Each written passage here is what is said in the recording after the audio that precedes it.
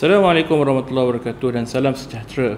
In this video, we are going to share about introduction to organic chemistry, where we will focus on 4.1 structural and molecular formula and 4.2 functional groups and homologous series.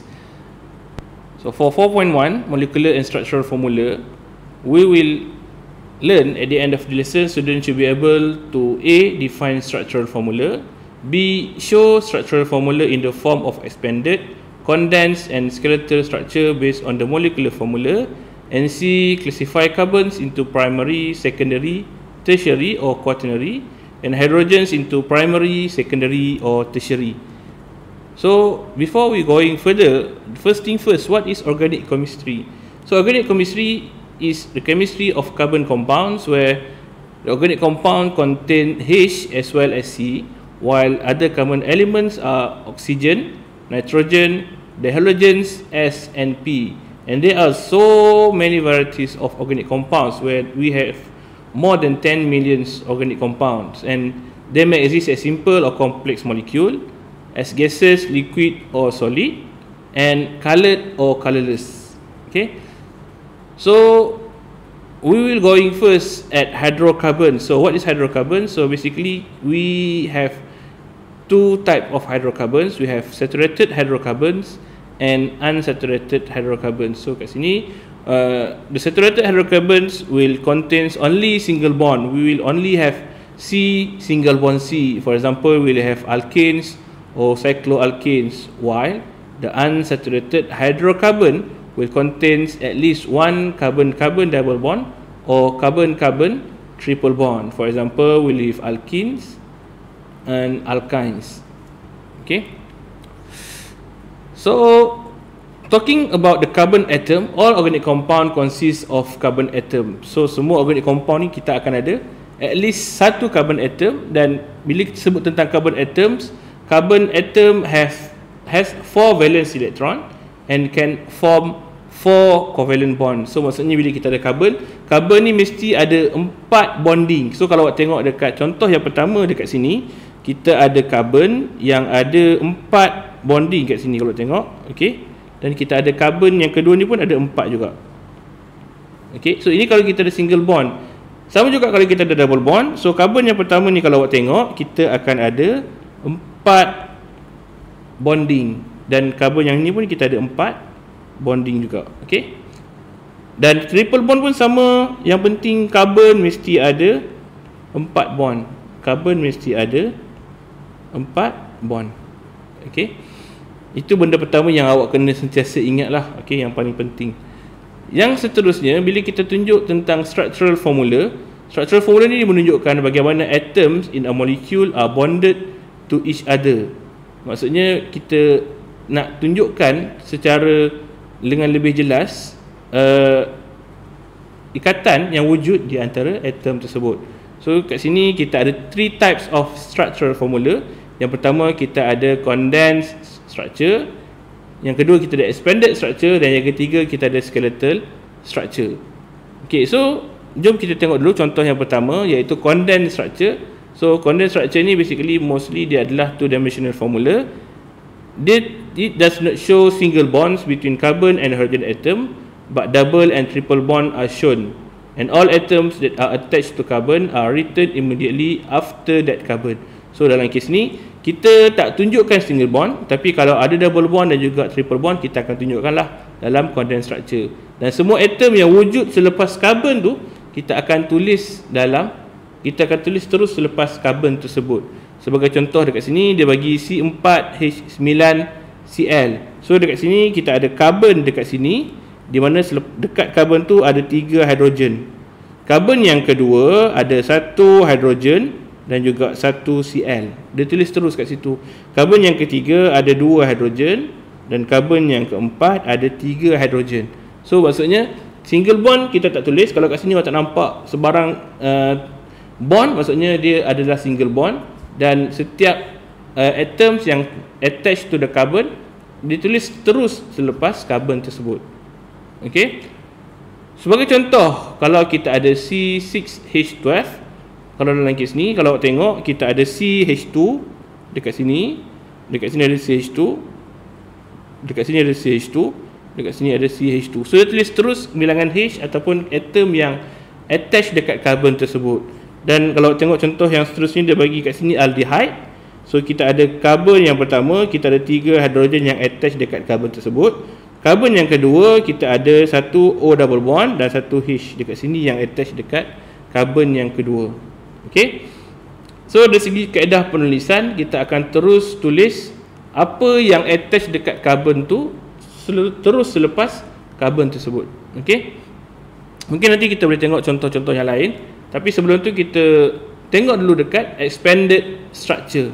Okay, expanded structure indicates how atoms are attached to each other but are not representation of the actual shape of the molecule. So ditunjukkan semua yang ada kat sini. Kalau awak tengok tadi, kalau kita tengok contoh C4H9Cl, kalau awak tengok tadi pada mulanya dia tunjuk kat kita ada CH3, CHCl, CH2, CH3. Okey, kita ada macam ni tadi. Okey, so bila kita ada expanded structure, dia akan terus kembangkan kat sini. Okey, dia akan terus kembangkan dekat sini. So kalau awak tengok, kita ada C yang pertama, kita ada 3. Okey, C yang pertama ada 3. So dia akan terus keluar kat sini 3. Okey, dia tunjukkan semuanya. Dekat sini C yang kedua ada H dan ada Cl. So dia akan tunjuk kat sini ada satu H, ada satu Cl. C yang ketiga ada 2 H. So dia akan tunjuk ada 2 H kat sini. Dan C yang terakhir ada 3 H. C yang keempat ada 3 H. So dia akan tunjuk 3 H dekat sini. So expanded ni ditunjukkan semua bonded atom, semua atom yang bonded kepada karbon yang tersebut, ditunjukkan ke semuanya. Okey. Dan contoh yang lain yang kita mungkin boleh tengok, alkohol dekat sini ditunjukkan ke semuanya. Maksudnya kat sini kita ada CH3, CH2, OH. So kat sini kalau kita nak tulis expanded untuk nak tulis condensed structure untuk substance ni, kita boleh tulis sebagai CH3, CH2, OH. Okey. So maksudnya kita ada C yang pertama ada 3H, C yang kedua ada 2H dan OH di selepas C tersebut. Same goes to carboxylic acid. Cumanya kat sini kalau kita tengok ditunjukkan semua H kat sini yang attach kepada karbon. Kalau kita nak tulis dalam bentuk condensed structure bagi structure tersebut, kita boleh tulis sebagai CH3. Kat sini ada 3H. Dekat sini ada 2H dekat karbon ni, kita ada CH2. Dan dekat karbon yang terakhir, kalau awak tengok kita ada C, kita ada double bond O, dan dekat sini kita ada OH. Okey, kita ada OH. So kita boleh tulis macam ni lah kalau kita nak buat dalam bentuk condense. So condense kita hanya tulis karbon dan juga apa yang terikat dengan karbon tersebut tanpa menulis single bond. Tapi kalau expanded, kita tunjukkan ke semuanya, kita expand, kita show everything yang ada dalam structure tersebut. Okey. Dan yang last sekali, yang terakhir, kita ada skeletal structure. So skeletal structure ni kalau kita tengok dia nampak yang paling mudah lah, ataupun kita nampak paling simple. It shows only the carbon skeleton. Dia hanya tunjuk rangka karbon tersebut sahaja. Hydrogen atom are not written, tapi other atoms such as oxygen, chlorine, nitrogen and etc. are shown. Dia tak tunjukkan sebarang elemen yang lain. Dia tak tunjukkan karbon, tapi tunjukkan elemen yang lain. So dia tak tunjukkan karbon, tapi elemen-elemen ataupun atoms yang lain ditunjuklah. Hidrogen pun dia tak tunjukkan. So kat sini kalau awak tengok, biasanya kita nak tunjuk kat sini apa yang kita perlu buat. Kita kira dulu bilangan karbon kat sini. Kita ada kat sini karbon pertama 2, 3, 4. Maksudnya kita ada 4 karbon. So kat sini kita akan buat macam ni lah. Kita ada 1, 2, 3, 4. Maksudnya kat sini kita ada setiap hujung ni adalah satu karbon. Ni karbon yang pertama, karbon yang kedua, karbon yang ketiga, karbon yang keempat. Dan karbon yang kedua ni ada Cl. So kita turun bawah, kita tulis Cl. Okay. So as simple as that lah. Kat sini kalau awak tengok, kenapa kita buat petak? Sebab memang kita nampak setiap karbon ni disusun dalam bentuk cyclo. So kat sini kita dapat petak terus lah. Kenapa tak ada sebarang atom? Sebab yang ada kat sini hanyalah karbon dan juga hidrogen. Untuk skeletal structure, karbon dengan hidrogen kita tak tunjukkan, kita tak tulis. Okey, kita just buat setiap dia punya kerangka karbon sahaja. Okey. Walau bagaimanapun, ada juga sebahagian daripada formula yang kita tulis dalam bentuk 3-dimensional lah. So bila kita tulis dalam bentuk 3-dimensional, kita describe how the atoms of molecules are arranged in space. So yang ni biasanya kalau kita lukis structure ataupun compound yang melibatkan tetrahedral. Kalau kita ada wedges, maksudnya kita ada wedge kat depan ni. Contohnya wedge kat sini, ada wedge kat sini. So wedge ni merujuk kepada bonds that project out of the plane. Maksudnya bond yang keluar daripada plane tersebut. Kalau kita ada garisan putus-putus, contoh kat sini, dekat sini dan dekat sini, maksudnya bonds that lie behind the plane. So yang ada di belakang. So yang wedge yang wedges tu dia duduk kat depan, yang putus-putus tu dekat belakang. Okey. Okey, so seterusnya kat sini kita tengok beberapa contoh soalan yang kita mungkin boleh cuba buat berdasarkan apa yang kita dah belajar tadi. Okey. So untuk soalan yang pertama, kita tengok kita ada condensed structure. Kita ada kat sini CH3, CH2, CCl, CH3, ada 2. Okey. Macam mana kita nak buat kat sini? Kalau kita tengok, kita mungkin boleh cuba buat yang expanded dulu. Okey, maksudnya kita ada C, lepas tu kita ada CH3, ada 3H kat sini. Okey. Kemudian kita ada CH2, so ada C, ada 2H. Kemudian kita ada C ni kat sini CH2. Okey, CH2, ada H2 kat sini. Kemudian kita ada C yang ketiga. C yang ketiga ni ada 1 Cl dan 2 CH3. Okay, so itu adalah kita punya expanded structure bagi soalan yang pertama. Kalau kita nak lukis skeletal structure, kita akan tengok berapa banyak karbon yang kita ada kat sini. So kalau tengok kat sini kita ada 1, 2, 3 dan juga 4. So maksudnya kat sini bila kita nak lukis, kita boleh lukis 1, 2, 3, 4. Okay. So pada karbon yang pertama ada 3H, so kita tak tunjukkan. Karbon yang kedua pun ada 2H, kita tak tunjukkan. Karbon yang ketiga ada 1Cl. Okey, so kalau tengok kat sini, kita ada kat sini karbon yang pertama, karbon yang kedua, karbon yang ketiga, karbon yang keempat. So pada karbon yang ketiga ni kita ada 1Cl. So maksudnya kita akan tarik kat sini ada Cl, dan kita juga ada satu lagi CH3 dekat bawah ni. So maksudnya kita akan tarik lagi satu dekat situlah. So dia akan jadi macam tu. Okey, structure ni akan jadi macam ni. So kita ada skeletal structure, ada Cl dekat karbon yang ketiga. Okey, so seterusnya untuk soalan yang kedua, contoh yang kedua ni kalau awak tengok, kita boleh saja tulis siap kat sini. Kita boleh tulis kat sini ada C dekat sini, ada C di sini dalam semua ring ni. So bila kita nak lukis balik, apa yang kita boleh buat adalah kita boleh sahaja lukiskan kat sini kita ada O, dekat sini kita ada C. Lepas tu kita dekat sini ada C,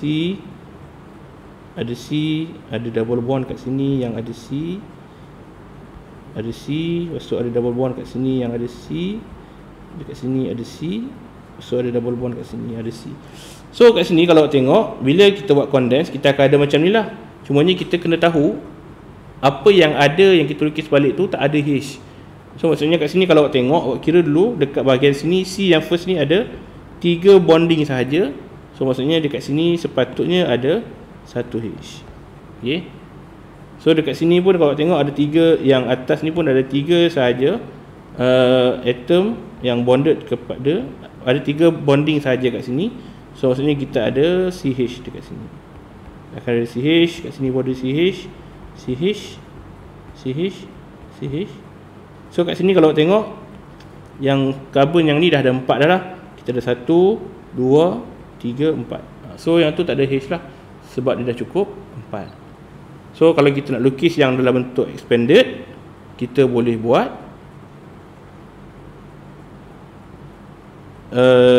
double bond O. So kat sini kita ada C, kita ada H. So seterusnya kita ada C dekat sini. Dekat sini kita ada C yang ada H. So kat sini ada C yang ada H, dekat sini ada C yang ada H, double bond C ada H kat sini. Lepas tu dekat sini kita ada C, kat sini double bond, so kat sini ada H. So ini adalah dalam bentuk expanded lah.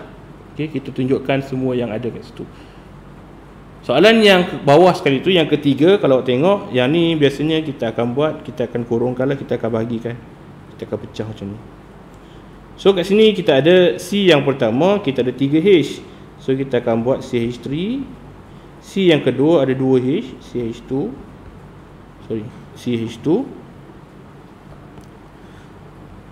C yang terakhir kita ada CH. Dan kat sini kalau tengok ada 2 CH3 kat sini. So kita akan buat dalam kurungan, kita letak CH3, kita letak 2 macam tu. So maksudnya ada 2 CH3 yang attach dekat carbon ni. Okay. Bila nak lukis skeletal structure, apa yang kita boleh buat, kita just kira dulu. Maksudnya kita ada dekat sini, pada awalnya kita ada 3 carbon. Okay. Ataupun kat sini kita boleh juga consider ada 4 lah. So macam yang atas tadi juga, kita akan buat 4. 1, 2, 3, 4. So kat sini kita ada 1, 2, 3, 4. Dan carbon yang ketiga ni kalau tengok, dia ada satu lagi kat bawah ni. So kita akan turunkan satu ke bawah macam tu.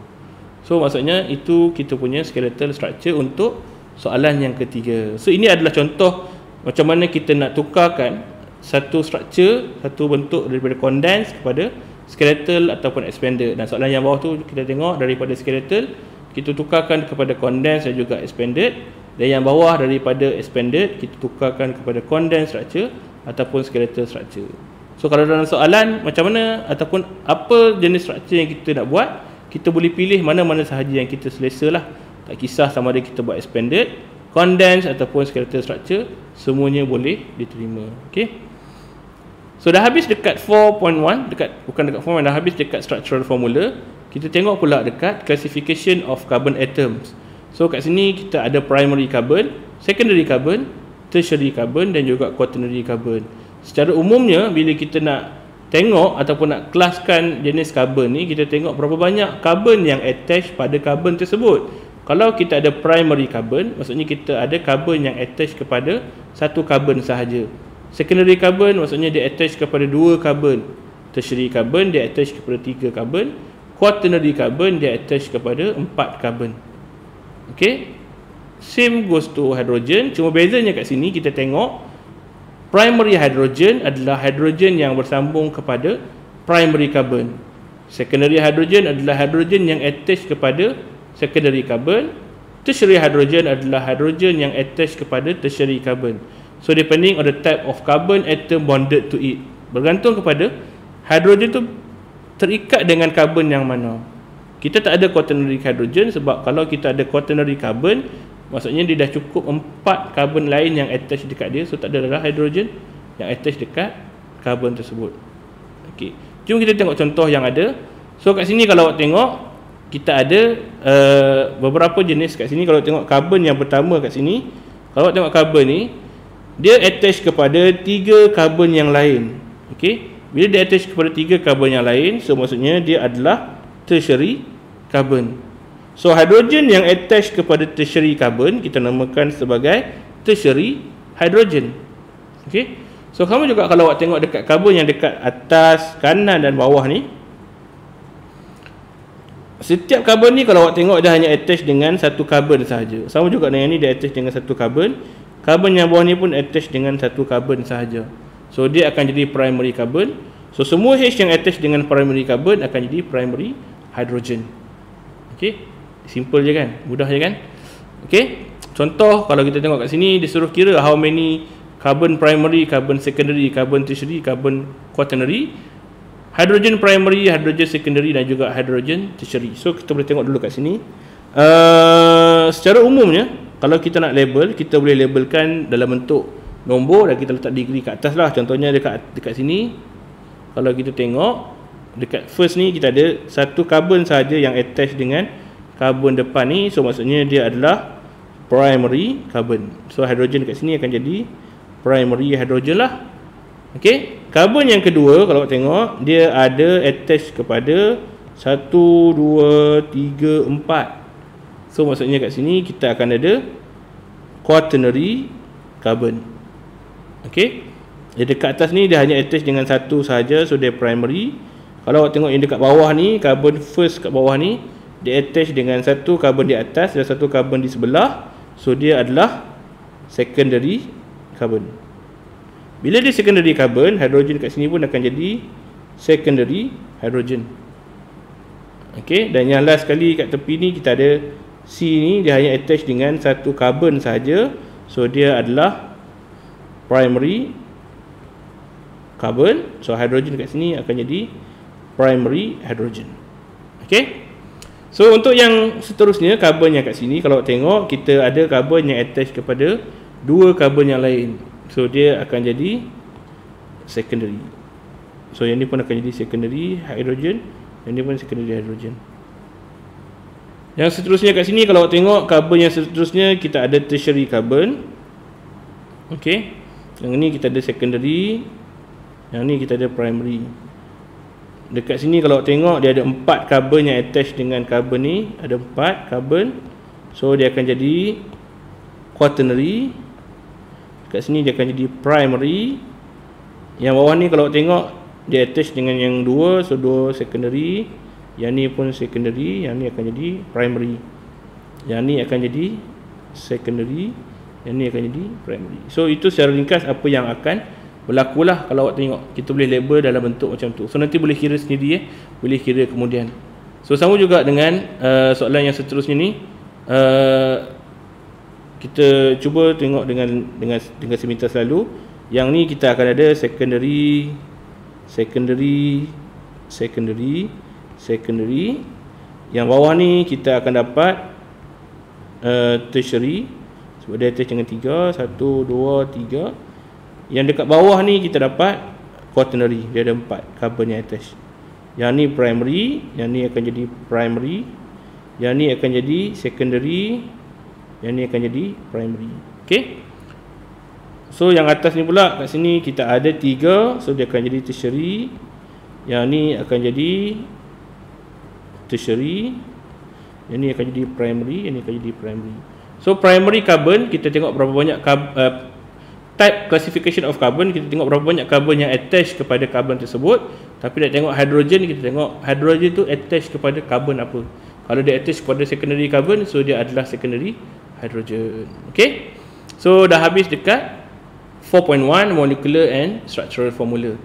Okay, so kita sambung terus kepada 4.2 functional group and homologous series. Untuk functional group dan homologous series ni, apa yang penting adalah untuk awak kenal pasti jenis ikatan yang berlaku. Maksudnya carbon tu attach dengan atom apa.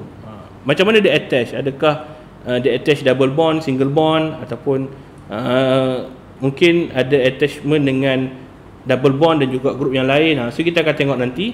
Tapi untuk functional group ni memang kita kena faham, kita kena ingat lah, lebih banyak pada ingat. Untuk memulihkan kita kenal pasti grup yang terlibat lah, functional group yang terlibat. So at the end of the lesson, students should be able to define the functional group, state functional group of the following class of compound, identify functional groups in a given compound, define homologous series, explain general characteristic of homologous series represented by general formula, same functional group and chemical properties, gradual change in physical properties with increasing number of carbon atom, and successive number of series differ by a CH2 group. Okay, kita teruskan melihat kepada functional group. So functional group ni apa? Adalah dia atom or group of atoms in an organic molecule which characterize the molecule and enable it to react in specific ways which determine its chemical properties.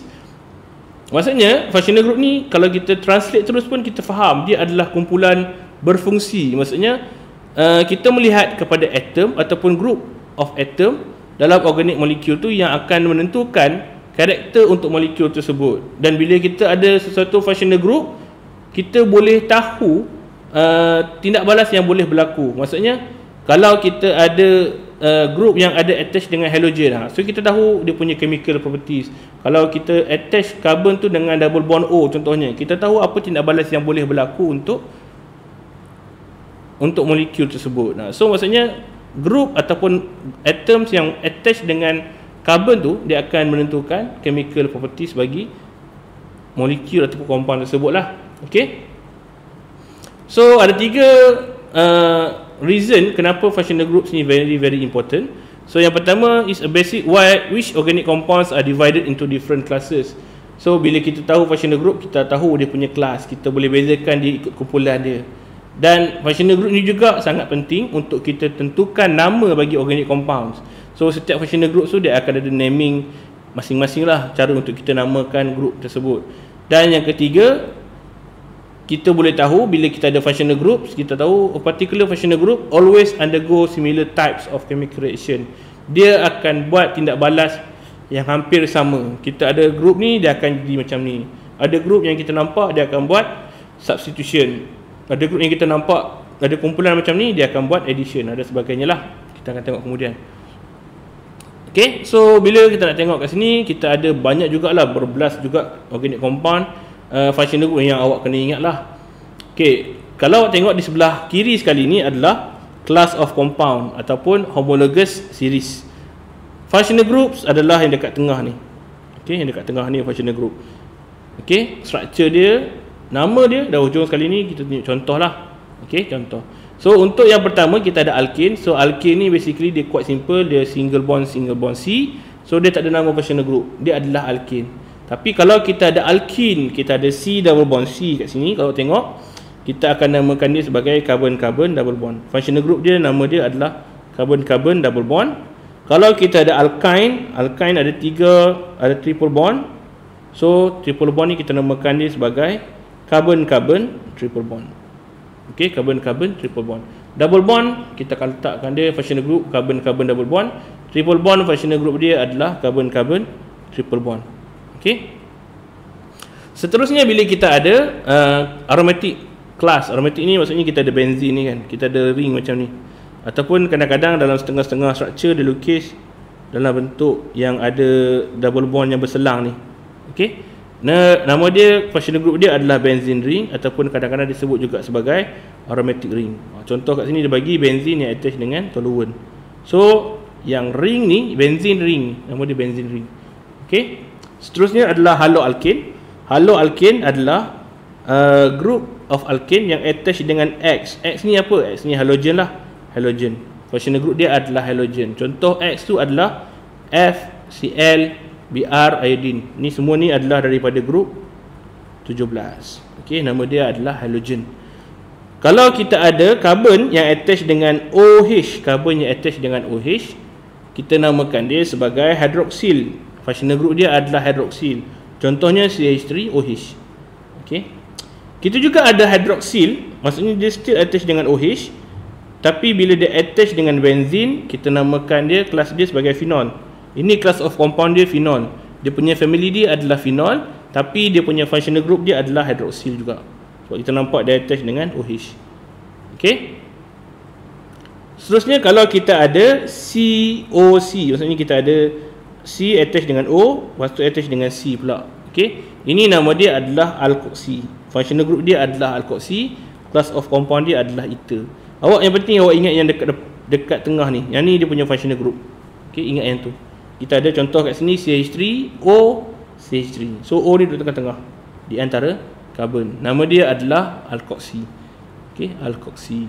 So seterusnya kita ada carbonyl compound. Carbonyl compound kalau awak tengok ada dua juga. Satunya kita ada aldehyde, satu lagi kita ada keton. Apa beza aldehyde dengan keton ni? Bezanya adalah untuk aldehyde kita ada C double bond O, kemudian C ni attach dengan H. Okey. Yang keton ni pula kita still ada C double bond O, cumanya dia attach dengan R juga. R ni maksudnya C lah. Biasanya kita ada C kat sini, C. Okey. Dia attach dengan double bond O, tapi dia double bond O tu dia yang ada karbon lain pula yang attach dekat karbon yang attach dengan karbon double bond O. So ini nama dia carbonyl group. Okey, carbonyl group. Kalau carboxyl kita ada C double bond O. dia attach dengan OH. C double bond O attach dengan OH. Kalau awak tengok tadi mungkin awak boleh nampak lah, kita ada karbonil campur dengan hidroksil. Kan karbonil ni kita ada C double bond O, kat sini kita ada OH. So bila combine kedua-dua ni, dia akan jadi C double bond O OH. So dia akan jadi karboksil. Macam tu lah, kalau saya ingat dulu macam tu lah cara saya nak ingat. Sama juga kat bawah ni kita ada karbonil dan juga alkoksi. Okey, tadi kalau tengok kita ada karbonil macam ni, lepas tu kita ada alkoksi macam ni. So kalau kita ada kedua-duanya, maksudnya kita ada C double bond O, lepas tu OC. So ni nama dia akan jadi karboalkoksi. Okey, karboalkoksi. Kemudian kita ada asil halide ataupun asil klorid. Kita ada C double bond O yang attach dengan Cl kat sini. Okey, asil halide namanya. Functional group kat sini adalah asil halide. Okey, seterusnya kita ada juga anhydride. Anhydride ni kita ada dua C double bond O. Tadi kalau kita nampak CO, kat sini ada O, ada C. Yang ni kita namakan dia sebagai karboalkoksi. Tapi kalau C yang selepas tu juga ada double bond O, so nama dia akan jadi anhydride. Dia akan jadi anhydride. Okey. Kalau kita ada amide, amide pula dia ada double bond O macam karbonil, tapi dia ada N. So functional group dia akan jadi carboxamide. Okey, carboxamide. Kalau kita ada NH2 sahaja, dia akan jadi amino. Dan kalau kita ada CN, dia akan jadi cyano group. Okey. So memang banyak, quite a lot. Memang mungkin akan ada sedikit kesukaran untuk awak menghafal pada mula awak kenal functional group ni, tapi saya percaya lama kelamaan awak boleh ingat sendirilah. Sebab nanti memang kita akan tengok sendiri chemical properties untuk kebanyakan daripada functional group yang ada lah, kebanyakan daripada class of compound yang awak tengok tadi. Okey, kita memang ada chapter untuk haloalkane, ada chapter untuk karbonil, ada chapter untuk hidroksi, ada chapter untuk amin. So kita akan tengok nanti.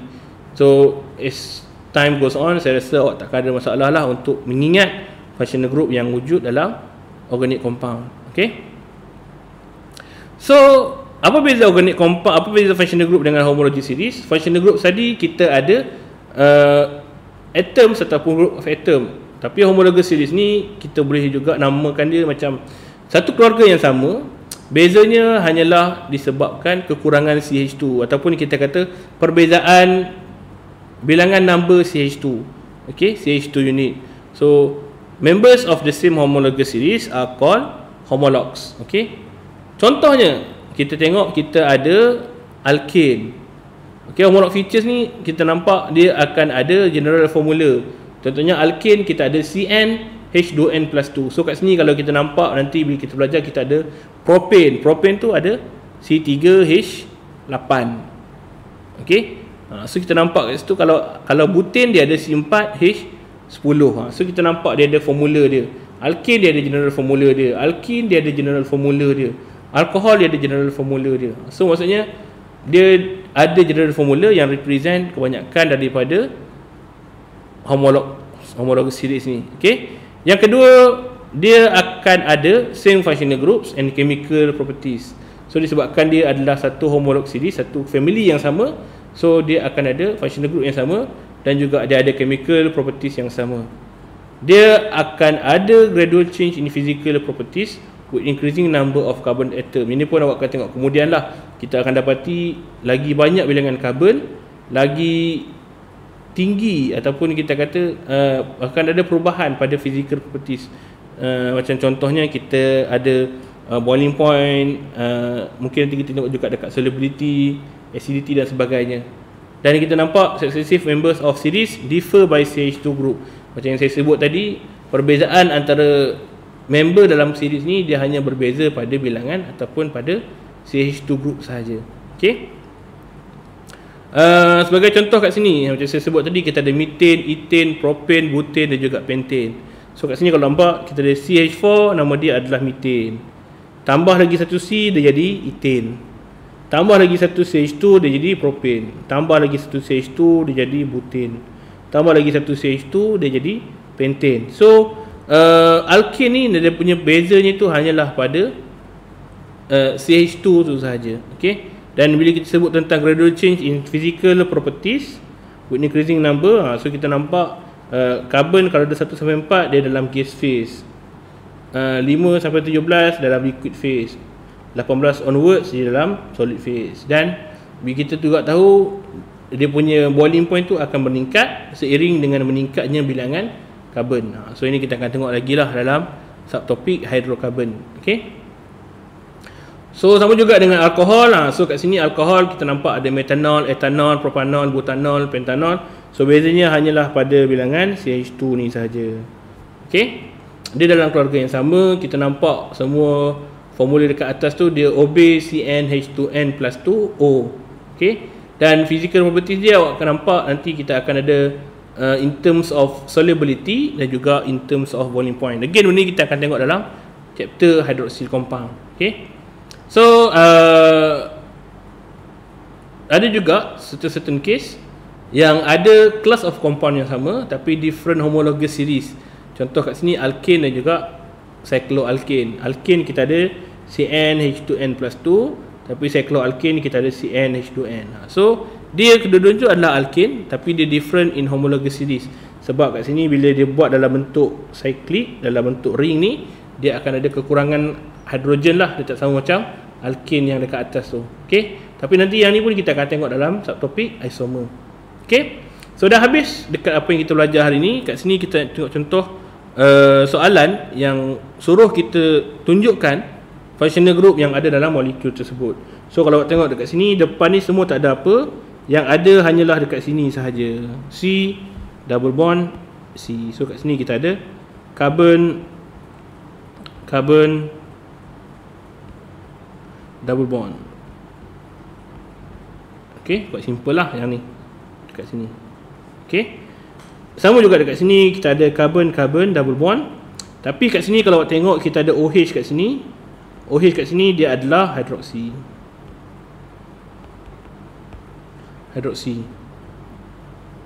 Okay, dia adalah hidroksi. OH adalah hidroksi. Okay, hidroksil kot, hidroksil. Okay, so contoh yang seterusnya ni nampak macam banyak kan. So ini kita tengok satu-satu.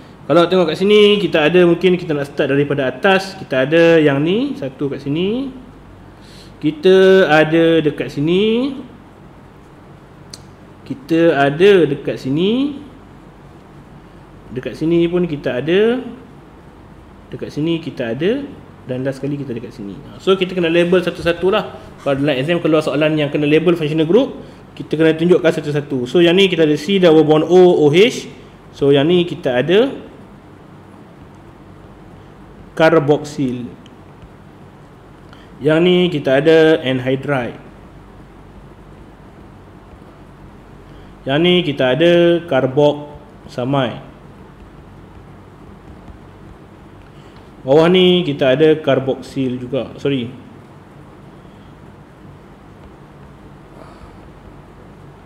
Yang ni bukan carboxyl. Yang ni kita ada carboalkoxy. Okey, carboalkoxy. Yang ni kita ada carbon double bond. Yang last ni kita ada amino. Okey, amino. So kita tengok satu-satu. Oh, satu lagi terlepas kat sini. Okey, satu lagi terlepas kat sini kita ada hidroksil. Okey, habis kat situ. Biasanya kalau dalam exam, kalau ataupun dalam tugasan nanti, bila diminta awak untuk tentukan functional groups, awak tengok markah. Biasanya kalau 5 markah, maksudnya ada 5 lah functional group. Ada 3 markah, ada 3 functional group. Kebiasaannya macam itulah kita punya pemberian markah. Okey. So yang ni soalan exam tahun 1999. Dia suruh draw and name 3 of the functional group. So kalau awak tengok kat sini, awak boleh nampak dekat sini ada, oh dia suruh lukis 3 kan. So kat sini sebenarnya ada kat sini satu, dekat sini pun ada benzin, ada carbon double bond, dekat sini ada lagi satu. So ada 4 lah kalau saya tengok kat sini. Okey. So yang dekat depan ni kita ada alkoxy. Dekat sini kita ada benzene ring. Dekat sini kita ada carbon-carbon double bond. Dan last sekali kat sini kita ada carbo alkoxy. Okey. Soalan yang seterusnya kita mungkin boleh cuba buat. Yang ni, ini kalau kita bulatkan, awak nampak dekat sini hujung ni ada NH2. Dekat sini ada O kat sini, ada OH kat sini, ada double bond O kat sini, ada CHO kat sini. Okey. So kat sini CHO ni adalah karbonil. Bila orang nampak CHO ni sebenarnya dia punya structure dia adalah C double bond O H. Tapi bila dia tulis dalam bentuk condense macam ni, dia jadi CHO saja. Dekat sini kita juga ada karbonil. Bawah tadi kita ada aldehyde, yang atas ni kita ada keton. Dekat sini kita ada hydroxyl. Dekat sini kita ada alkoxy. Dekat sini kita ada amino. Okey. Okey, last kali kot saya rasa ni soalan yang last. Ada dua structure kat sini. So sama juga kita label, kita bulatkan kat sini, kita bulatkan kat sini, kita bulatkan kat sini, dan kita bulatkan juga dekat sini. Dan ni kita bulatkan dekat NH2, kita bulatkan dekat kita bulatkan kat sini, dan kita bulatkan kat sini. So boleh cuba teka lah. Okey, boleh cuba teka. Kat sini kita ada karbonil, kat sini kita ada benzene ring, dekat sini kita ada hydroxyl, dan dekat sini kita ada alkoxy. Dekat sini kita ada amino. Dekat sini kita ada karbonil, dan dekat sini kita ada karboksil. Okey. So dia simple lah sekejap lah. Cumanya mungkin untuk permulaan awak akan ada masalah untuk mengingat, tapi jangan risau, boleh tengok dulu nota-nota kuliah ataupun rujukan yang kita dah pernah tengok, pernah guna sebelum ni untuk awak buat for the first time. Tapi saya yakin at the end of the semester nanti awak akan boleh ingatlah semua questionnaire group yang awak dah jumpa. Okey. So saya rasa sampai di situ dulu video kita untuk kali ni. Kita jumpa lagi. Terima kasih semua. Assalamualaikum warahmatullahi wabarakatuh.